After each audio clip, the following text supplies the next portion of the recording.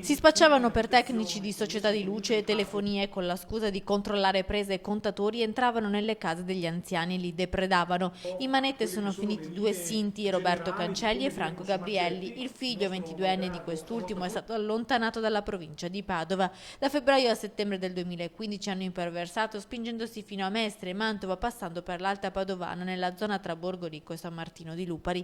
Ogni volta rubavano soldi e gioielli ai pensionati, ma anche a disabili che aprivano loro la porta. I due nomadi si vestivano con pettorine e caschetti protettivi per rendere ancora più credibile la loro farsa senza scrupoli. I carabinieri li hanno arrestati dopo lunghi pedinamenti, seguendoli negli spostamenti tra Terrassa Padovana e Montà, dove risiedono. Ora l'appello a chi in passato è stato vittima di truffe e raggiri. Invitiamo le persone a verificare, eventualmente anche individuando le fotografie che verranno trasmesse, eventuali altri colpi che possiamo contestare alla batteria.